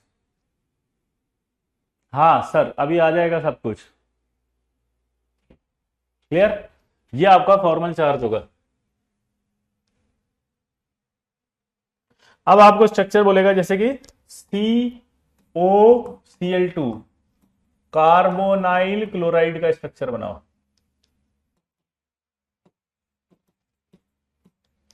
किसका स्ट्रक्चर बनाना है, कार्बन क्लोराइड का। अब देखो मेरी बात ध्यान सुना, मैं स्टेप बाय स्टेप बताऊंगा इसलिए 5 मिनट लगते हैं, धीरे धीरे प्रैक्टिस करेंगे तो बढ़ जाएगी।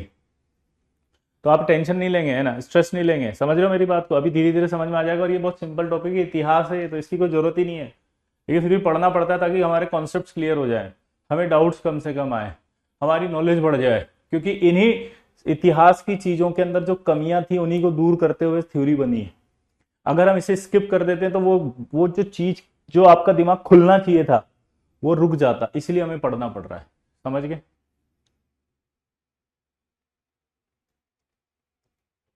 अब जैसे CaCl2 में अगर N1 की बात करो तो इसमें वैलेंस इलेक्ट्रॉन कार्बन में कितने होते हैं बताओ, 4। इसके वैलेंस इलेक्ट्रॉन कितने होते हैं, 6। इसमें कितने होते हैं, 7 इंटू 2, चेक करो कितना हुआ बता, 24। N2 करो, यहां से N2 करेंगे तो कितना आएगा, बोलो, N2 करेंगे तो कितना आएगा, बोलो।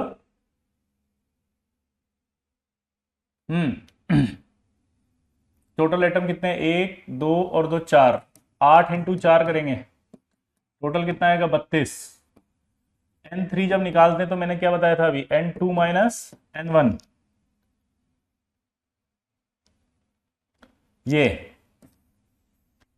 तो आई होप सौरभ आपका डाउट क्लियर हो गया होगा, सौरभ आपका डाउट क्लियर हो गया, सौरभ है या चले गए। तो कितना बनेगा यहां बताओ, 32 माइनस 24 कितना बचा,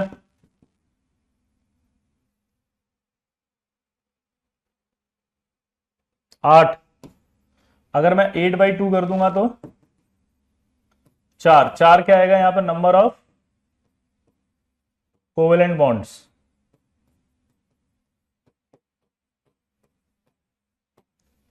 क्या है जल्दी बताओ, number of covalent bonds, N4। N4 बताओ, N1 माइनस क्या था, N3। N1 कितना था, 24, N3 कितना आया, 8, कितना बचा, 16। 16/2 यानी कि कितना आया, 8। 8 क्या आया, बोलो,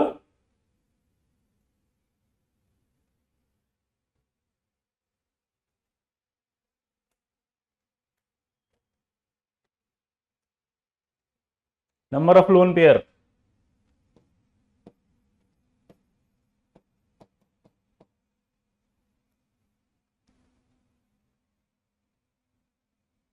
ठीक है ये। अब देखो इधर ध्यान से, अब इसका एक रूल होता है, सबसे पहले जब आप स्ट्रक्चर बनाएंगे तो स्ट्रक्चर बनाने का एक रूल होगा, ठीक है, सेलेक्ट द सेंट्रल एटम।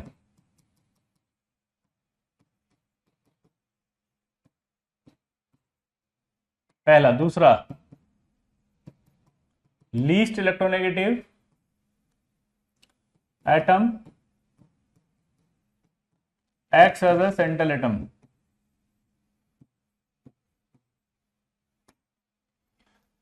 क्या है जल्दी बताओ, select the central atom, least electronegative atom acts as a central atom except hydrogen, hydrogen को छोड़ के। क्लियर, रीजन बताओ क्यों,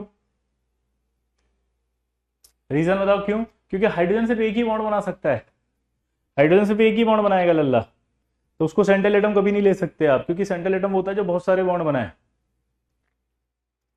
हाइड्रोजन सिर्फ एक ही बॉन्ड बनाएगा, इसलिए हम हाइड्रोजन को नहीं ले सकते। क्यों, क्योंकि बोलो वो एक ही बॉन्ड बनाता है। तो सबसे पहला रूल हो गया, select the central atom, least electronegative atom act as a central atom, ठीक है। अब यहां से अगर अपन बात करें तो पहले तो अपन CuCl2 की बात कर रहे थे, तो सबसे पहले इनमें लीस्ट इलेक्ट्रोनेगेटिव कौन है, C, सेंट्रल एटम हो गया। अब उससे आपको एक तो O जोड़ना है, एक Cl जोड़ना है, एक Cl जोड़ना है। कितने बॉन्ड दिखाई दे रहे हैं यहाँ पर, जल्दी बताओ। नंबर ऑफ कोवेलेंट बॉन्ड कितने, 4। नंबर ऑफ कोवेलेंट बॉन्ड कितने। अब दिमाग की बत्ती जलेगी कि 4 बॉन्ड है अगर, तो इसका मतलब ऑक्सीजन तो डबल बॉन्ड से जुड़ता है, Cl एक एक से जुड़ते हैं, तो ये जुड़ गया।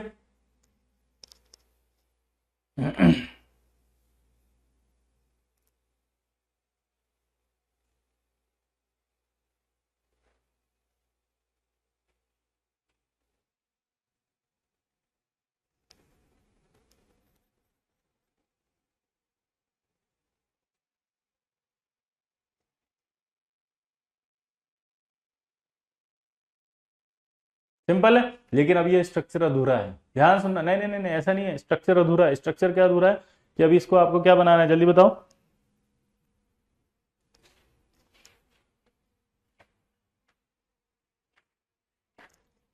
क्या बना रहा है, फॉर्मल चार्ज। अगर फॉर्मल चार्ज भी इसका ऐसा कैसा आ गया तो ये स्ट्रक्चर सही है, तो बिना फॉर्मल चार्ज के आप स्ट्रक्चर को भी सही नहीं मानोगे। तो फॉर्मल चार्ज कैसे निकालते हैं वो देखो, C मैंने ऐसे बनाया है।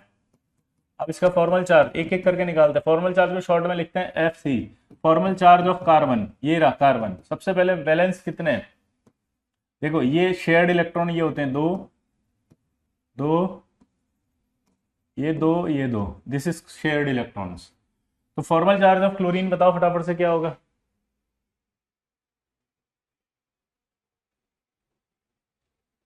तो कार्बन के हिसाब से पहले चले अपन, वैलेंस इलेक्ट्रॉन कितने होते हैं कार्बन में, 4। शेयर्ड इलेक्ट्रॉन कितने, 2 2 4 2 6 2 8, 8/2। अनशेयर्ड, अब अनशेयर्ड निकालने का सबसे आसान तरीका, अनशेयर्ड जब निकालते हैं ना तो आपको ये मानना है शेयर्ड प्लस अनशेयर्ड मिला के 8 होते हैं, क्योंकि लुईस के हिसाब से सब कुछ मिला के 8 होता है।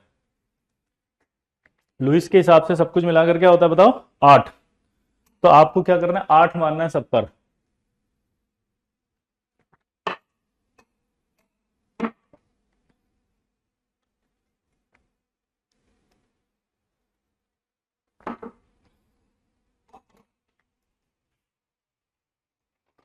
तो अगर शेयर्ड इलेक्ट्रॉन 8 हो जाएंगे तो अनशेयर्ड कितने होंगे, 0।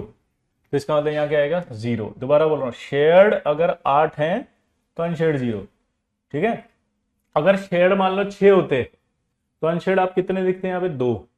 शेयर्ड अगर मान लो कितने होते हैं, लीस्ट इलेक्ट्रोनेगेटिव क्या है, ये इलेक्ट्रोनेगेटिविटी होती है, एक टॉपिक होता है ये, hydrogen, lithium, beryllium, boron, carbon, nitrogen, oxygen और क्लोरीन। क्लोरीन तो ये इसकी 2.1 है,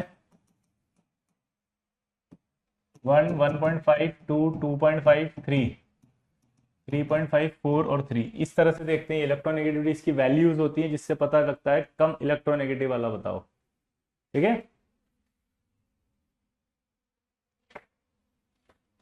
तो अब निकालोगे तो कितना आएगा, 0, यानी कार्बन पर कोई चार्ज नहीं आ रहा। अब बताओ फॉर्मल चार्ज ऑफ क्लोरीन, फटाफट से। क्लोरीन, क्लोरीन वैलेंस इलेक्ट्रॉन कितने होते हैं, 7। शेयर्ड इलेक्ट्रॉन कितने, 2। अब अनशेयर्ड इलेक्ट्रॉन बताना पड़ेगा आपको कितने होंगे। शेयर्ड अगर 2 हैं तो अनशेयर्ड कितने होंगे, 6। तो काट पीट के बताओ, ये भी 0।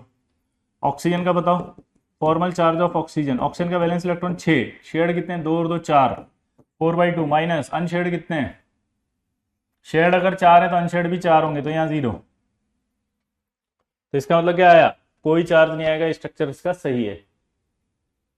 मैं आपसे फिर से कह रहा हूं, कुछ लोग नेतागिरी मत करें यहाँ पर। मैंने आपको कहा कि ये स्ट्रक्चर्स आप बनाना सीख जाएंगे, ये कोई प्रॉब्लम नहीं है इनमें, बट हम इतिहास पढ़ रहे हैं तो हमें इतिहास के हिसाब से भी चलना पड़ेगा। कई बार सवाल में क्वेश्चन क्या आ जाता है कि लुईस से बताओ आंसर, तो लुईस के हिसाब से चलना पड़ेगा। तो कुछ लोग नेतागिरी ना करें, सबको आते हैं स्ट्रक्चर, डायरेक्ट भी बना सकते हो आप, लेकिन हमें लुईस को फॉलो करके बनाना है ताकि आगे वाली समझ में आए कि क्या कमियां थी इनमें,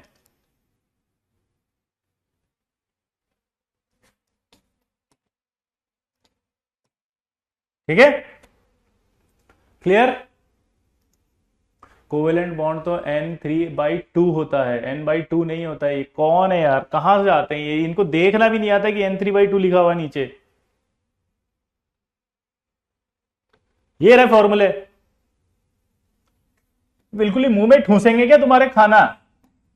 मौलिक, हे मौलिक, समझ में आया? अब अपने को बनाना है अगला। ठीक है, चलिए अब हम NO2 माइनस का बनाएंगे। सबसे पहले तो वही रूल बताओ, N1 क्या आएगा? वैलेंस इलेक्ट्रॉन नाइट्रोजन के तो 5 होते हैं, ऑक्सीजन के कितने होते हैं? 6 इंटू 2 हो गए, और एक ऐड कर देंगे तो -1 हो गया, प्लस एक ऐड होगा ना। ये माइनस जब आता है तो एक ऐड करते हैं, माइनस आ गया तो ऐड करते हैं। ऐड करते क्या होता है? जुड़ जाएगा ना, क्योंकि माइनस हो गया तो इलेक्ट्रॉन आ गया उसके पास एक और। क्लियर?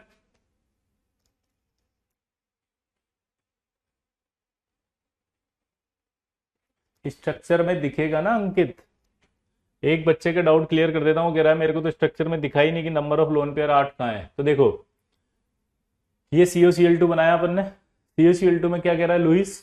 हर एक एटम के पास 8 इलेक्ट्रॉन होने चाहिए। अब 8 इलेक्ट्रॉन होने चाहिए तो यहां देखो आप कितने इलेक्ट्रॉन इसके पास? अभी एक और एक दो, तो लॉजिकली इसके पास अभी कितने होने चाहिए? 3। यहां भी लॉजिकली कितने होने चाहिए? 3। तभी तो इसके पास 8 हुए। इसके पास अभी दो और दो 4 इलेक्ट्रॉन है, तो लॉजिकली इसके पास 8 होने चाहिए, तो 2 लोन पेयर आएंगे। तो कितने लोन पेयर हुए टोटल? काउंट करो। 1 2 3 4 5 6 7 और 8, ये 8 लोन पेयर दिख गए। ठीक है, निकाला ना लोन पेयर? श्रुति देखो 8 लोन पेयर आ रहा है। हाँ है ना? अरे 8 लोन पेयर आ रहा है ना? मयंक बोल रहा है थ्योरी में गलत लिखा है। कौन सी थ्योरी में क्या गलत लिखा है? श्रुति प्लीज एक बार लिख दो कि यस सर लोन पेयर भी दिख गए। जब माइनस आएगा तो ऐड करेंगे, ये लिखा हुआ, प्लस नेगेटिव चार्ज करेंगे, और जब प्लस आ जाए तो उसको नेगेटिव कर देंगे। सही तो लिखा है थ्योरी में।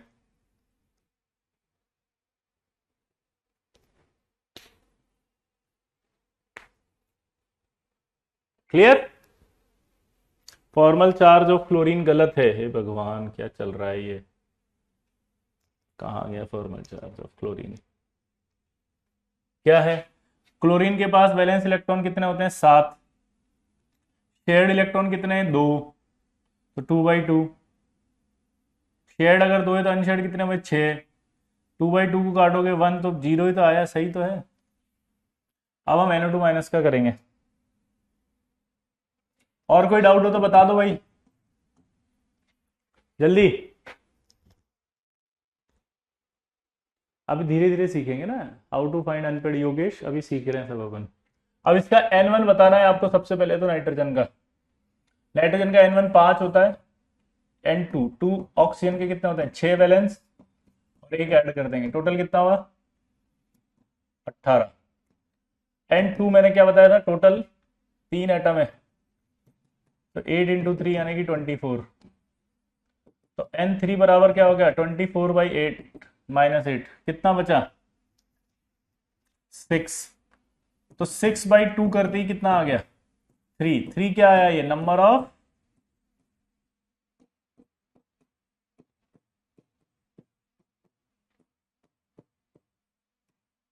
Covalent bonds. 3 क्या आ गया? Number of covalent bonds.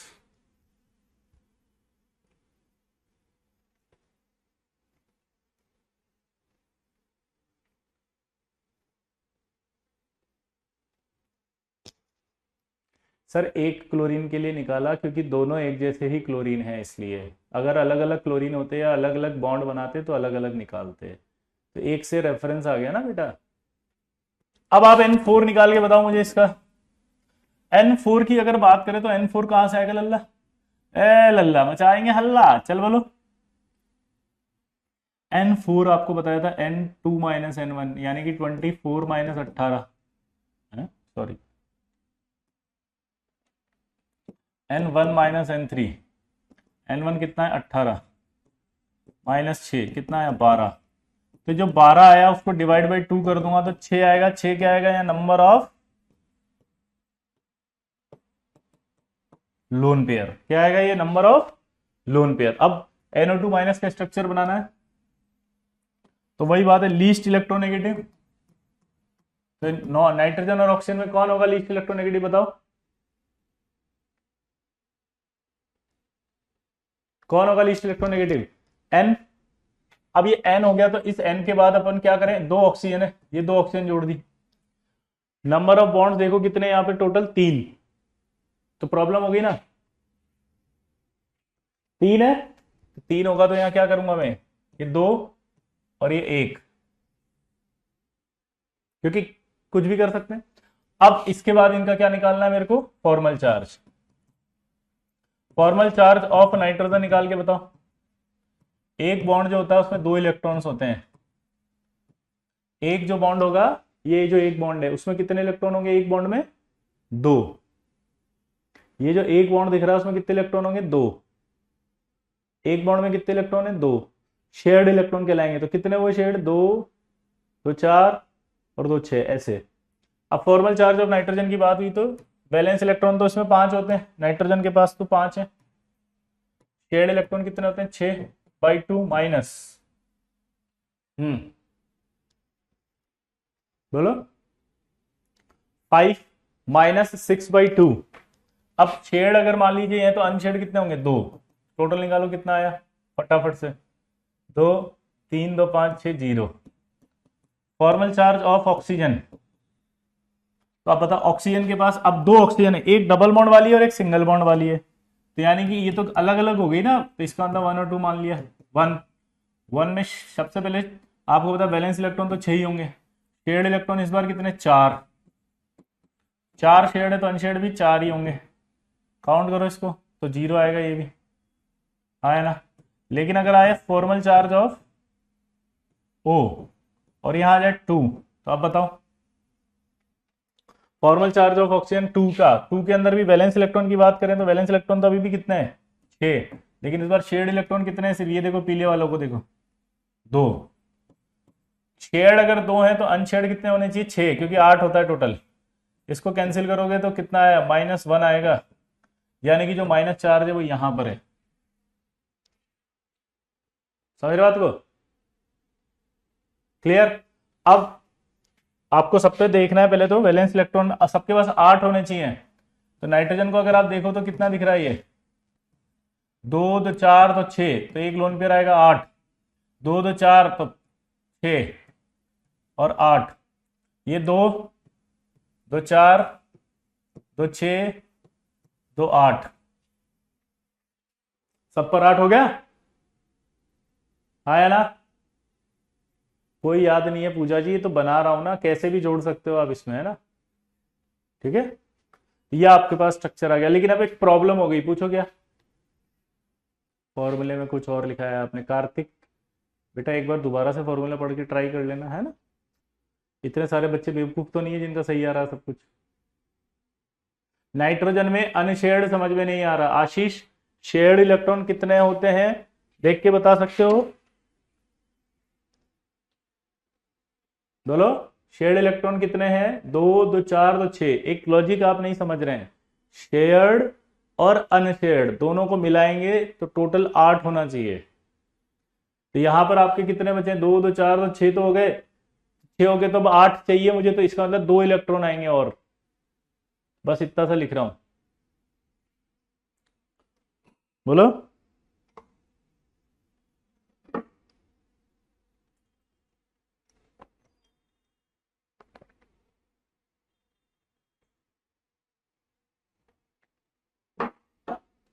O2 पर 5 लोन पेयर है, नहीं ये O2 है, इसमें एक इलेक्ट्रॉन आया कि नहीं आया एक्स्ट्रा, बताओ श्रुति। हाय श्रुति, आज आप बहुत बिल्कुल एकदम आज एकदम फीलिंग में हो, आज आपने आज सोच लिया है बस, आज तो सर को निपटा देंगे, कुछ भी उलूल जुलूल पूछ लेंगे, बट पूछेंगे जरूर।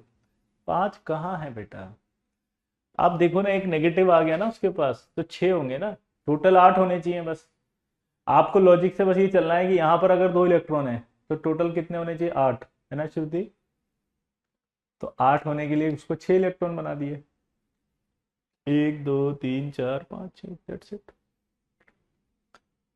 अब आप लॉजिक से सोचो, तो एक इलेक्ट्रॉन आया ना उसके पास, 6 इलेक्ट्रॉन वैलेंस से एक आ गया तो 7 हो गए, और एक उसका वैलेंस शेयर्ड हो गया यहाँ पे तो 8 हो गए। Shruti, hi Shruti, how are you, wow good to see you, my God.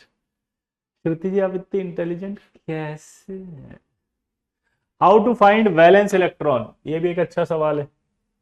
लो मैं आपके सब लिख देता हूं, है ना। Beryllium, boron, carbon, nitrogen, oxygen, fluorine. ये आप याद कर लेना, आज के बाद हमेशा काम आएंगे ये। Total number of valence electron, इसके 2 होते हैं, इसके 3 होते हैं, इसके 4 होते हैं, इसके 5 होते हैं, इसके 6 होते हैं, इसके 7 होते हैं, नियोन आ गए तो 8 होते हैं। अब पीरियोडिक टेबल में आपको इनके नीचे का याद है, तो अगर मैं बेरिलियम की जगह मैग्नीशियम बोलूंगा तो 2, एल्यूमिनियम बोलूंगा तो 3, सिलिकॉन 4, नाइट्रोजन के नीचे फास्फोरस आ गया तो 5, ऑक्सीजन के नीचे 6, सल्फर, क्लोरीन 7, नियोन के आर्गन 8, ऐसे। ठीक है, अब इधर वापस आओ, कहां गया वो, अभी अभी अधूरा है ये। अब क्या होता कि ये बना, लेकिन एक बच्चा ऐसे भी तो कर सकता था, जैसे आपने तो ये बनाया,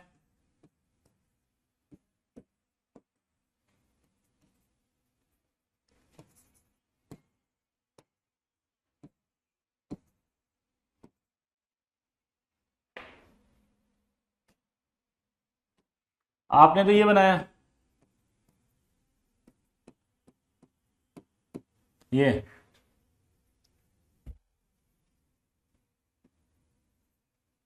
हो गया।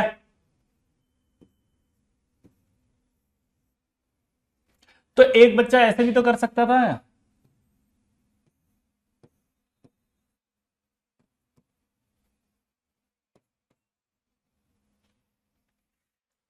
कि सर मैं डबल बॉन्ड यहां की जगह के सिंगल बॉन्ड लगा दूं, आया ना, ये तो 2-2 स्ट्रक्चर बन सकती थी,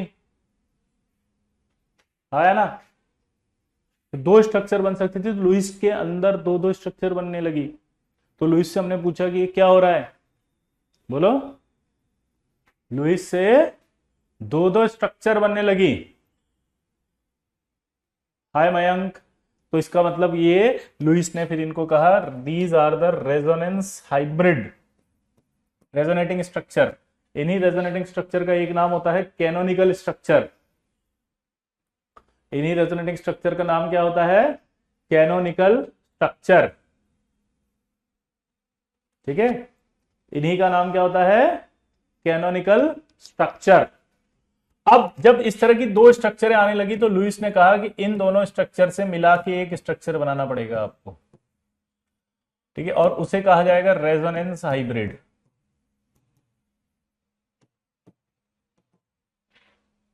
ठीक है, अब इसको कैसे बनाएंगे, इन दोनों को मिला के उसके अंदर ऐड करना है।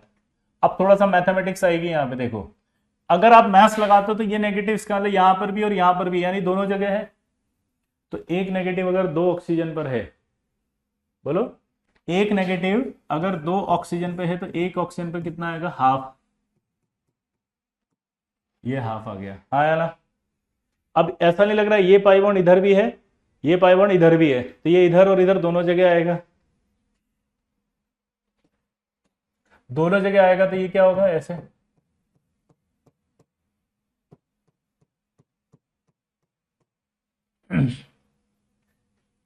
दोनों जगह आएगा तो ऐसे dot dot dot dot dot आएगा कि नहीं आएगा, दोनों जगह आएगा तो क्या होगा, dot dot dot dot dot dot dot dot dot dot, हाँ है ना।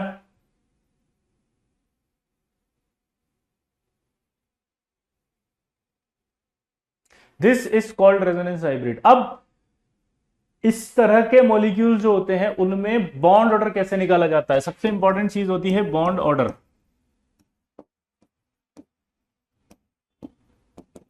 बॉन्ड ऑर्डर कहा जाता है नंबर ऑफ,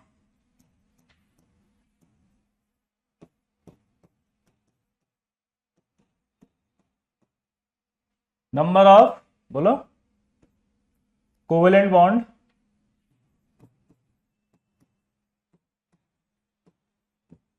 बिटवीन 2 एटम्स। अगर मान लो किन्हीं 2 एटम्स के बीच में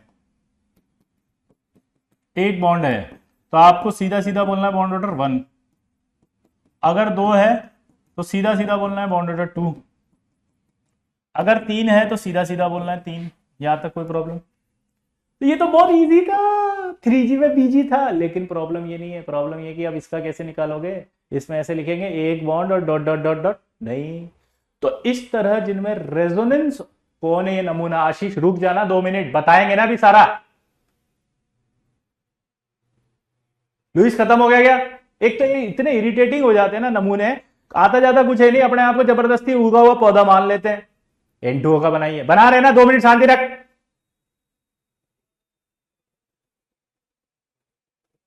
5 बार से लिखे जा रहा है बेवकूफ कहीं का।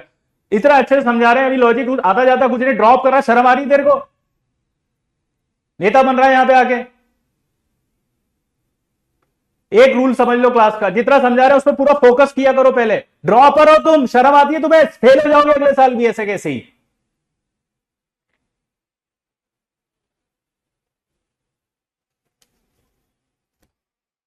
क्या बदतमीजी थी ये, ऐसे नहीं बोल सकता तू इनको, ऐसे नहीं बोल सकता। एक बच्चे ने अगर N2O पूछा तो आपको प्यार से बोल देना चाहिए कि बेटा आगे आएगा, आपके सारे डाउट क्लियर करेंगे ना। जब विजय सर का हो साथ तो डरने की क्या बात। हम्म इतनी बदतमीजी से मैं कक्षा में होने वाले किसी भी प्रकार के वार्तालाप को कृपया व्यक्तिगत ना लें। यह मात्र एक मनोरंजन का साधन है। इससे किसी भी जीवित और मृत व्यक्ति की भावनाओं को अगर आहत पहुंचता है तो चैनल इसके लिए उत्तरदायी नहीं है। ठीक है, आपको पता है मैंने नहीं लिखा, ये बगल वाला बोल रहा है, समझ गए? क्लियर? इधर देखो,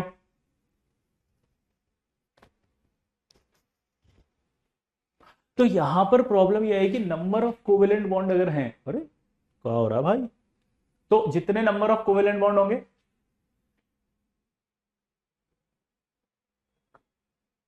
क्या होगा? हेलो, जल्दी बोलो। तो आप बॉन्ड देख करके निकाल के बता दोगे, जल्दी बोलो। तब तो आप क्या करोगे, बॉन्ड देख के बता दोगे फटाफट से। लेकिन इसका कैसे बताओगे? ये क्या डॉट डॉट डॉट डॉट लिखूंगा? तो क्या करें? इसके लिए उन्होंने बताया लुइस ने कि बॉन्ड ऑर्डर निकालने का एक फॉर्मूला होता है, और वो होता है number of bonds between two atoms in all resonating structure upon total RS। क्या बोला, जल्दी बताओ। नंबर ऑफ बॉन्ड्स बिटवीन, बोलो, number of bonds between two atoms in all resonating structure. चलो बताओ, इन दोनों एटम्स के बीच में दो दो रेजोनेटिंग स्ट्रक्चर है, किन्हीं भी दो एटम को सेलेक्ट कर लो, ये सेलेक्ट कर लिया,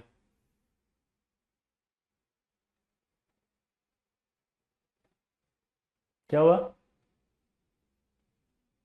दो बॉन्ड, इन्हीं दो एटम के बीच में आगे जाओ, कितना हुआ? 3। टोटल कितना हुआ? 3।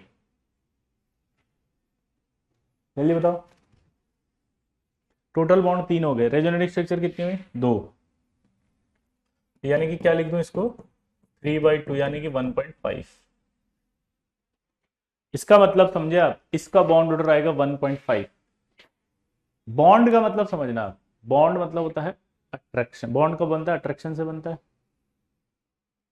बॉन्ड कब से बनेगा? अट्रैक्शन से बनेगा। अगर अट्रैक्शन ज्यादा होगा तो बॉन्ड बनेगा,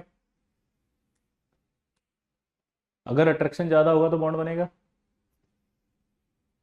एक सवाल पूछेगा, ये दो एटम है, अगर ये दोनों पास आ रहे हैं तो अट्रैक्शन हो रहा है, अट्रैक्शन हो रहा है तो बॉन्ड लेंथ कम हो रही है कि बढ़ रही है? जल्दी बताओ।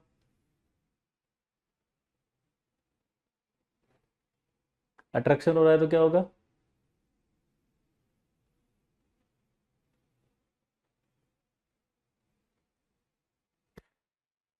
बोलो। यानी कि क्या बोल सकते हैं कि अगर बॉन्ड ऑर्डर बढ़ेगा, अट्रैक्शन बढ़ेगा, बॉन्ड लेंथ कम हो जाएगा। कोई डाउट किसी को? बोलो बोलो। अब मेरा एक सवाल है, वापस से फॉर्मूले को वापस देखो, क्या था? Number of bonds between two atoms in all resonating structures.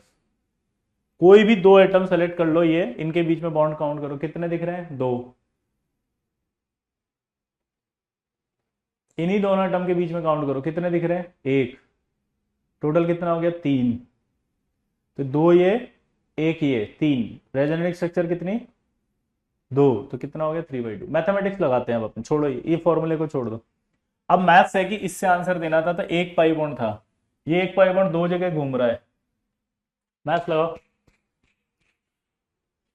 एक पाई बॉन्ड अगर दो जगह घूम रहा है तो एक जगह कितना होगा? अंकुश, आई होप आपको समझ में आया होगा। ये एक पाई बॉन्ड दो जगह घूम रहा है तो एक जगह कितना होगा? 0.5। एक जगह कितना होगा बताओ? 0.5। बोलो, एक जगह कितना होगा? 0.5। मैथ्स आ गई ना खटाक से। तो एक बॉन्ड पहले से था और यहां आ गया एक और पाई बॉन्ड ये वाला घूम के, तो 0.5 यानी कि 1.5। मैथ्स आ गई। 1 + 1 0.5। क्लियर? अब एक सवाल और पूछेगा वो आपसे, क्या ऐसा बोल सकते हैं कि इन दोनों में बॉन्ड ऑर्डर 1.5 है, तो NO bond length identical?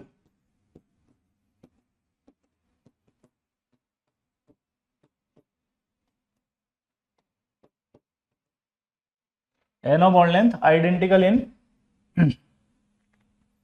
NO bond length identical in NO2 minus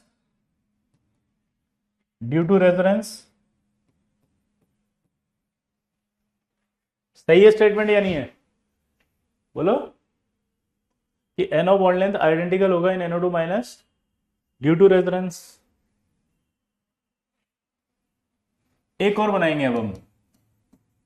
चलो आप बनाओ फटाफट, N1 N2 N3 बोलो इसके फटाफट फटाफट।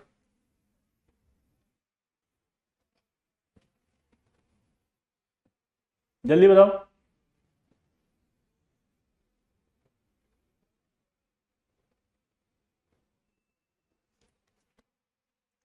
इसका N1 क्या आएगा बताओ? वैलेंस इलेक्ट्रॉन कितने होते हैं इसके? 5। इसके कितने होंगे? 3 × 6 + 1। टोटल कितना हुआ? 24। N2 कितना हुआ? 32। क्या सही निकाला क्या मैंने?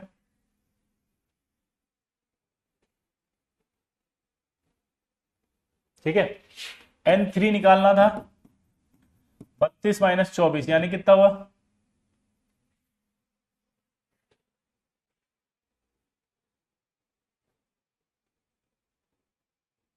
बोलो, 32 - 24 क्या हुआ? 16।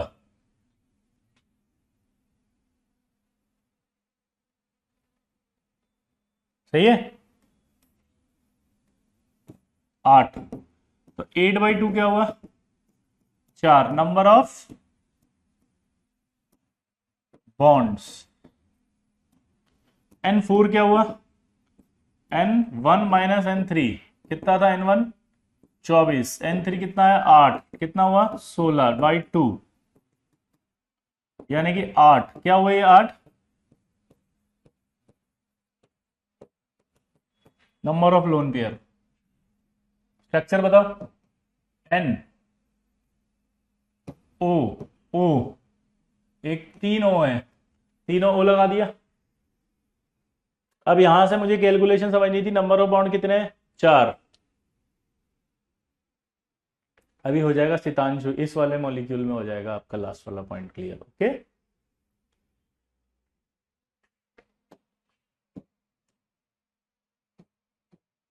ये आ गया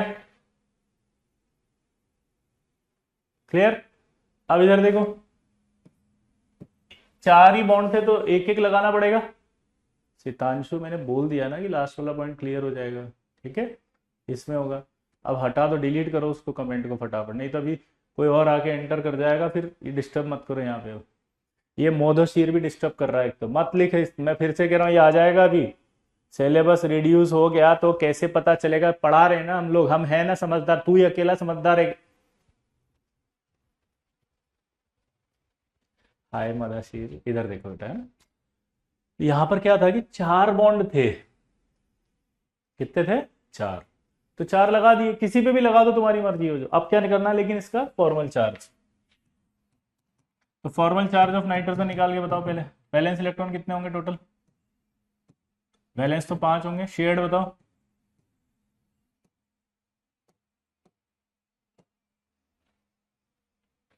शेयर्ड बताओ।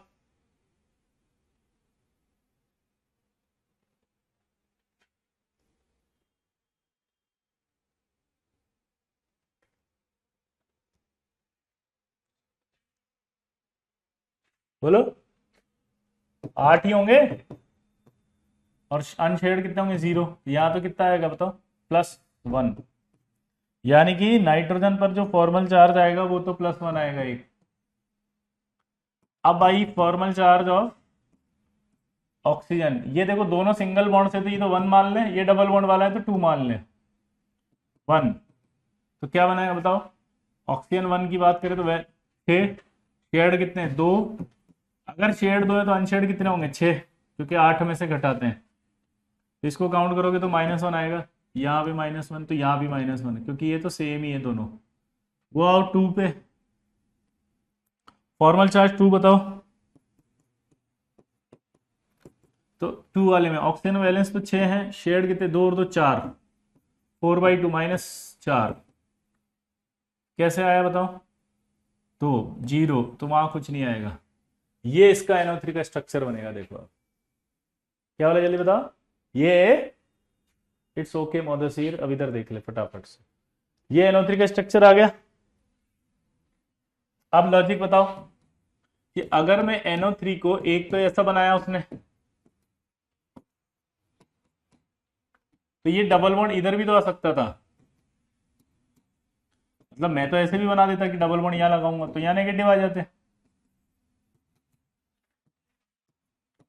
मैं तो यहां भी लगाऊंगा डबल बॉन्ड, मेरी मर्जी, मैं चाहे यहां लिखूं, मैं चाहे यहां लिखूं, मेरी मर्जी। तो इसका मतलब 3 रेजोनेटिंग स्ट्रक्चर हो जाएगी, 3 रेजोनेटिंग स्ट्रक्चर होने के बाद अब हमने तो कहा था कि स्ट्रक्चर की प्रॉपर्टी किससे दी जाएगी, रेजोनेंस हाइब्रिड से।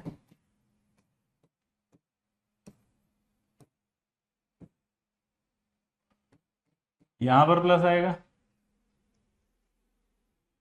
अब मेरे को बताओ नेगेटिव कितना है टोटल, 2 नेगेटिव है, मैथ्स लगा रहे हैं, 2 नेगेटिव, 3 ऑक्सीजन पे घूमे हैं, तो एक ऑक्सीजन पे कितना आएगा, -2/3। प्लीज यार ये मैथमेटिक्स से ये तो लगा लेना, सिंपल। अब ये पाई बॉन्ड घूम रहा है, एक ही पाई बॉन्ड है, तो ये एक ही पाई बॉन्ड है तो क्या होगा,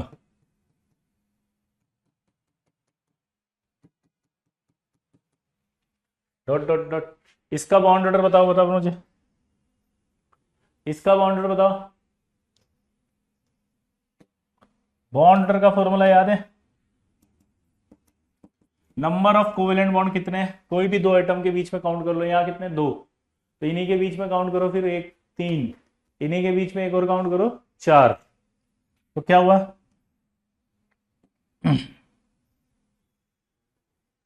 बोलो। नहीं साइक्लिक नहीं बनेगा, हम कल अगली क्लास में रूल बताएंगे इसका मोहदासिर, हाँ इसका एक रूल आएगा साइक्लिक नहीं बनने का, ठीक है। 4 आ गया, ये कितने, 3, तो क्या आ गया ये 1.33,